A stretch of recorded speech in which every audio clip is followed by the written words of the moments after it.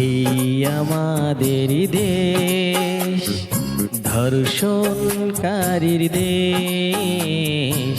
এই আমাদের দেশ, সোনার বাংলাদেশ। বাংলা মায়ের কোটি কোটি সন্তান, বৌদ্ধ খ্রিস্টান হিন্দু মুসলমান।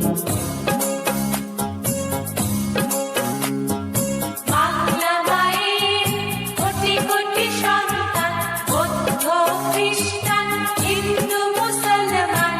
সবাই মিলে একই সাথে গড়ব সোনার এই দেশ, এই